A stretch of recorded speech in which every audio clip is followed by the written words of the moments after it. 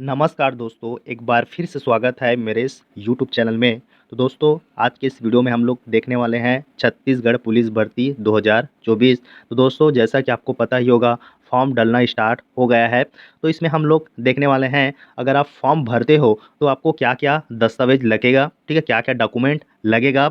और एक आता है, ये आपका जो नया ज़िला बना है, ठीक है? बहुत सारा, तो इसमें आपको कौन सा ज़िला डालना है, जैसे कि नया वाला ज़िला डालना है या फिर अपना ही पुराना वाला ज़िला डालना है, उसको थोड़ा-सा देखेंगे, ठीक है?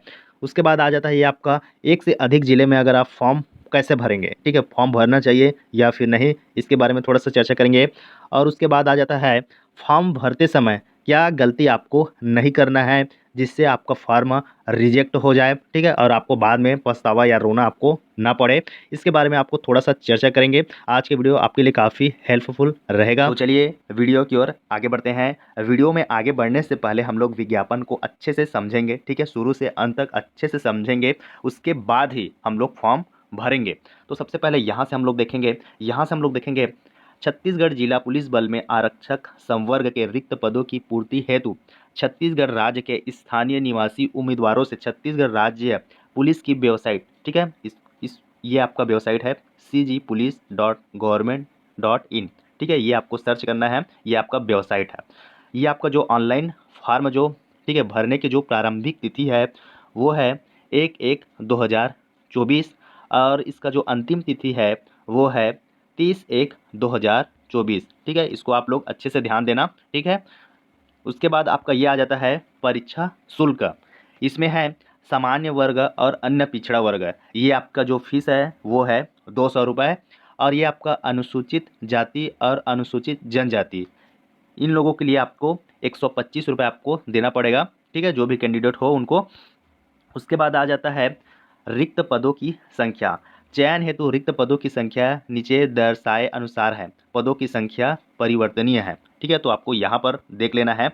इसमें है क्रम दिया हुआ है, जिला इकाई, पदों का विवरण, ठीक है? रिक्त पदों का वर्गवार संख्या इसमें आपको देखने को मिल रहा होगा। अनारक्षित, ठीक है? अन्य पिछड़ा वर्ग, अनुसूचित जनजाति, अनुसूचित जाति, ठीक है? इस तरह से दिया हुआ है। तो अपने जो भी कैटेगरी से हो तो उन लोग अच्छे से देख लेना अपना कैटेगरी।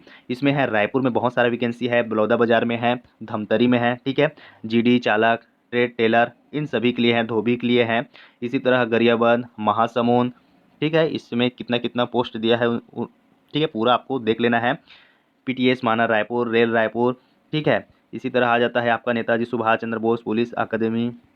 फिर आ जाता है आपका दुर्ग, बालोद, धमतरी, राजनांदगांव, कबीरधाम, मोहला, मानपुर, अम्बरगढ़, चौकी, राजनांदगांव, मुंगेली, जांजगीर चांपा। फिर आ जाता है आपका ये शक्ति।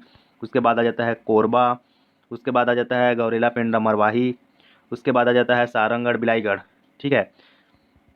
उसके बाद आपका आ जाता है जसपुर, सरगुजा। उसके बाद आ जाता है आपका कोरिया, बलरामपुर, सूरजपुर, मनेंद्रगढ़, चिरमिरी। उसके बाद आ जाता है बस्तर, कोंडागांव, कांकेर, ठीक है? फिर आपका आ जाता है ये दंतेवाड़ा, नारायणपुर, सुकमा, बीजापुर। ये आपको देख लेना है, अच्छे से पढ़ लेना है, ठीक है? आरक्षण क्या-क्या रहेगा और यहाँ पर आपका जो वेतन है, ठीक है? वो वेतन मैट्रिक से लेवल 4 का रहेगा, ठीक है? प्रारंभिक वेतन 19,500 प्रति माह रहेगा।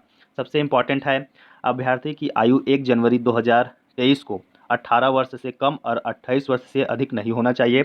इसी तरह अनुसूचित जाति, अनुसूचित जनजाति एवं अन्य पिछड़ा वर्ग के उम्मीदवार को, ठीक है? आयु में छूट दिया जाएगा 5 साल का, ठीक है?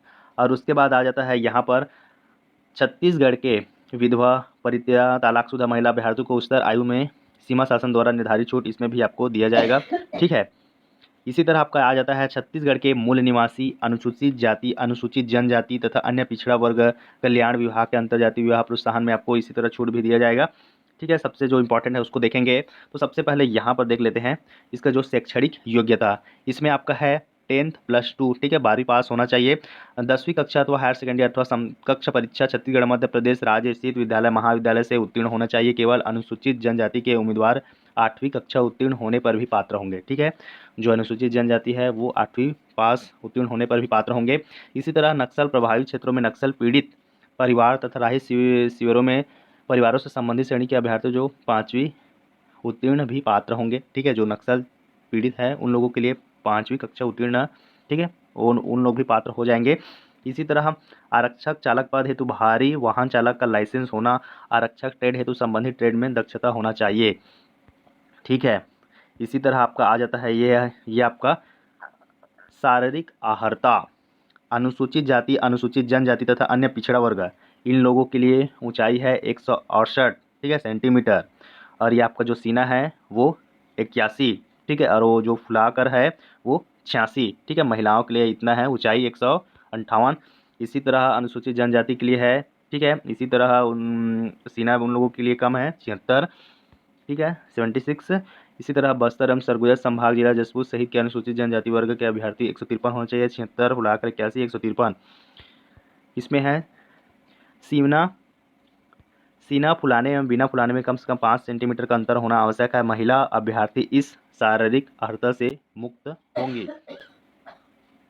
उसके बाद आ जाता है ये आपका अभ्यर्थी की शारीरिक रूप से दिव्यांग, नौकनी, फ्लैट फुट नहीं होना चाहिए। उम्मीदवारों को आंखों में संबंधित कोई रोग नहीं होना चाहिए। आंखों की दृष्टि बिना चश्मे के एक आंख से 6/9 तथा दूसरी आंख के बिना चश्मे से 6/12 से कम नहीं होना चाहिए। मुख्य रंगों में भेद करने के उम्मीदवार को सक्षम होना चाहिए।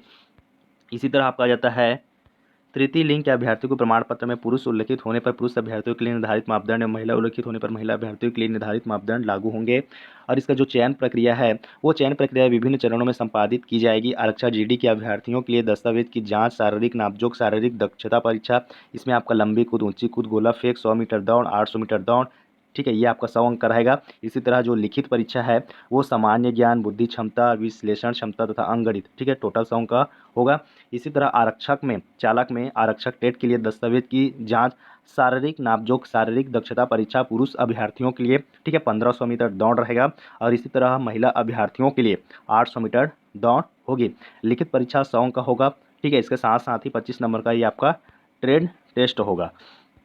उसके बाद आ जाता है ये आपका राष्ट्रीय अंतर्राष्ट्रीय स्तर पर खेलकूद में प्रवीणता एवं एनसीसी प्रमाण पत्रधारी एनएसएस राष्ट्रीय सेवा योजना का प्रमाण पत्र 55 अंक का आपको बोनस दिया जाएगा। अधिकतम ये आपका बोनस 10 अंक के रूप में दे होंगे।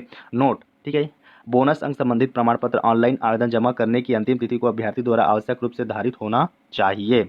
उसके बाद आ जाता है ये आपका, ठीक है, नोट करके अभ्यर्थी अपना ऑनलाइन आवेदन पत्र भरने से पहले विज्ञापन में दिए गए निर्देशों को सावधानी पूर्वक, ठीक है, पढ़ने के बाद ही आवेदन पत्र भरें। उसके बाद आ जाता है नियुक्ति हेतु समस्त विविध अर्हता प्रमाण पत्र ऑनलाइन आवेदन जमा करने की तिथि को अभ्यर्थी द्वारा आवश्यक रूप से धारित होनी चाहिए। संविदा कर्मियों के संबंध में राज्य शासन द्वारा समय समय पर जारी दिशा निर्देश लागू होंगे। ऑनलाइन आवेदन भरने का तात्पर्य नहीं कि उम्मीदवार की पात्रता सुनिश्चित हो गई है। अभ्यर्थी की पात्रता निर्धारित के संबंध में चयन समिति का निर्णय अंतिम होगा। विज्ञापन प्रकाशन में त्रुटि के लिए पुलिस मुख्यालय जिम्मेदार नहीं होगा।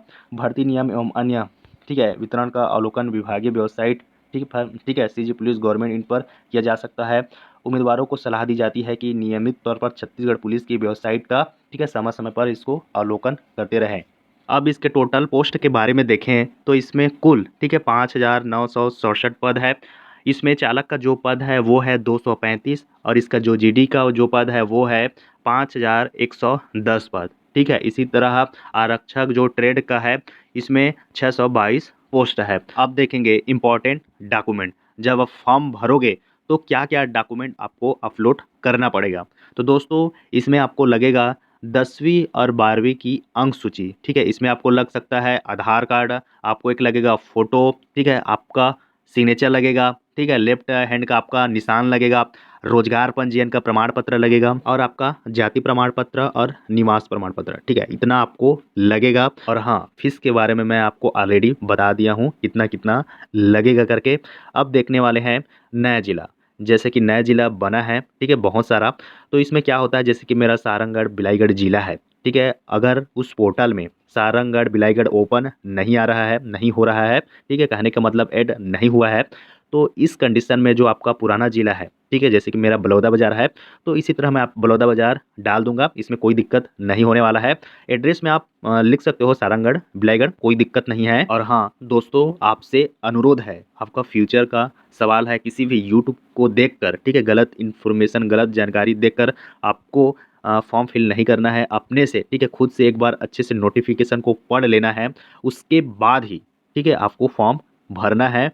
जिससे आपका फॉर्म रिजेक्ट ना हो और बाद में आपको पछतावा या फिर रोना वगैरह आपको ना पड़े। तो दोस्तों एक कमेंट और भी आ रहा था कि सर एक से अधिक ज़िले में आप फॉर्म भर सकते हैं या नहीं। तो दोस्तों इसमें आप फॉर्म आई थिंक मेरे हिसाब से अगर आप एक से अधिक फॉर्म डालते हो, क्या पता रिजेक्ट हो जाए, ठीक है। उससे अच्छा एक ही फॉर्म भरो, ठीक है। अपने हिसाब से सोच समझ कर एक अच्छे से देख लो कहाँ पर ज़्यादा, ठीक है, पद ज़्यादा है, उसके हिसाब से आप अपना फॉर्म भरिए अपने हिसाब से, ठीक है दोस्तों। तो चलिए मिलते हैं नेक्स्ट वीडियो में, तब तक के लिए जय हिंद, वंदे मातरम।